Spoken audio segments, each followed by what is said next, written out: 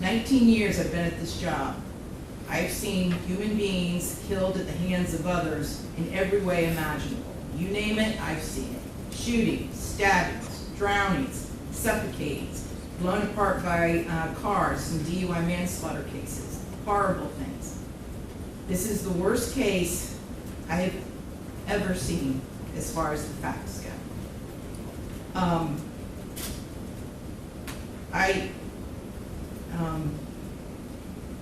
When the person from fire department, when he testified, and when he said that he retrieved the body of Ronivia O'Neill from the home, and all he could do was sob.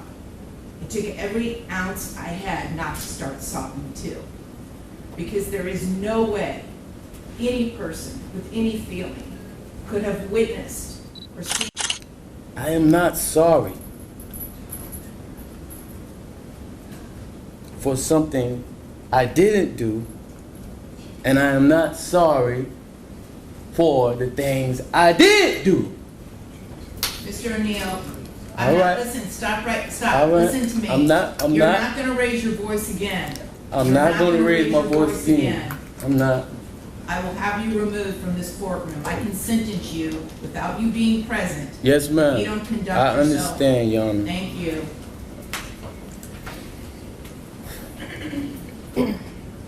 But I will say, I'm sorry for your loss.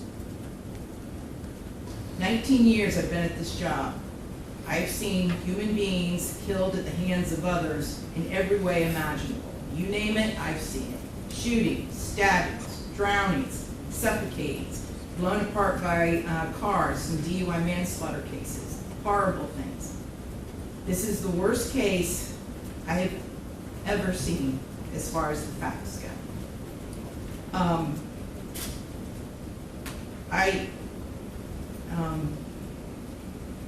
When the person from fire department, when he testified, and when he said that he retrieved the body of Ronivia O'Neill from the home, and all he could do was sob.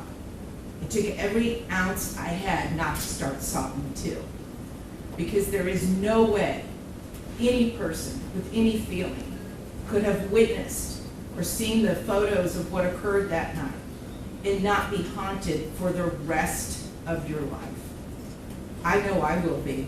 For the rest of my life, I'll be haunted by what I saw as far as the evidence and just the abject cruelty of it all. The abject cruelty. And I was aware, because I reviewed a lot of the discovery ahead of time, as you well know, did a lot of in-camera inspection of a lot of documents. And I was aware there was some evidence, at least, that when you needed to recover from your gunshot wound, that neither your parents nor your Aisha, Ms. Robinson, would let you come recover at their home. I don't know if it's true or not. I'm not going to get into a dispute. I'm just mentioning there was some evidence referencing that in the records. And all I could think about, because I knew that Miss Barron was not with you romantically at the time. And I knew that she just out of the goodness of her heart let you come stay with her.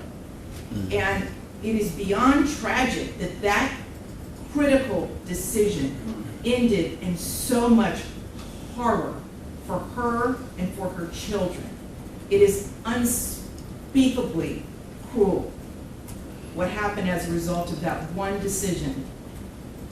The way that Ms. Barron died was horrific, and that 911 call, which captured truly all of it. You heard, and everyone who's heard that 911 call heard a death scream.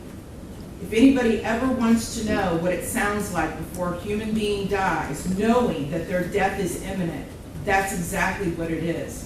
That was a death scream. We're going to see if it's true. But what happened to little Ronivia and to little Ronnie, but I'm going to focus on Ronivia, because she was special. And you could tell Miss Barron had done everything she could to create a beautiful home for her family. I noticed that the Ronivia's bedroom, before you set it on fire, You could tell she tried so hard to make her feel like a princess. Kenyatta did everything she could. And I noticed too in the kitchen, on the refrigerator, she put up magnets that said faith, love, family, hope. And then you know what else happened to that refrigerator during that night? It got splattered with blood all over it due to what happened. Little Ranivia, she couldn't scream, she couldn't run away, and she witnessed what you did to her mother as far as shooting her mother in the arm with the gunshot. She knew. And the horror that that child suffered. And she already had a life where she was born with challenges regarding her physical and her mental disabilities. But the pain and suffering that she suffered that night at your hands, unspeakable, absolutely unspeakable.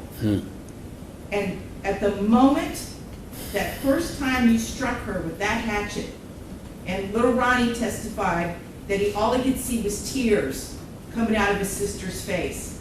At that moment, that child knew.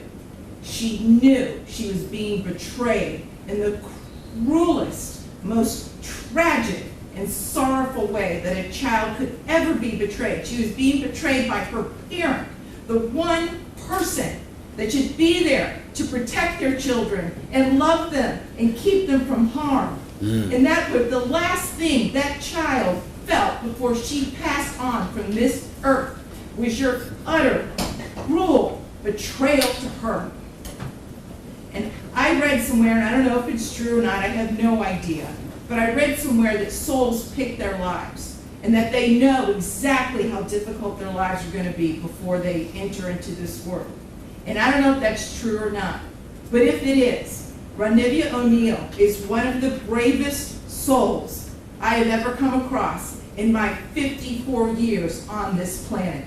One of the bravest ever, ever, because she suffered so traumatically.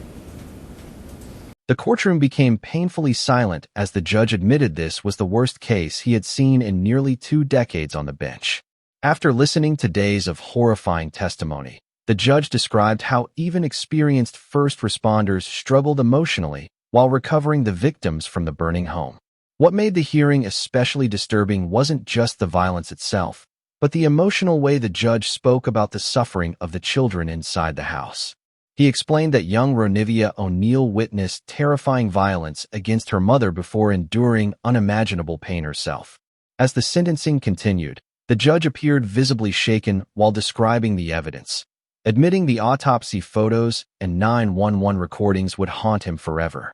Rather than sounding angry, he sounded emotionally devastated, turning the hearing into one of the most haunting courtroom moments the community had ever witnessed.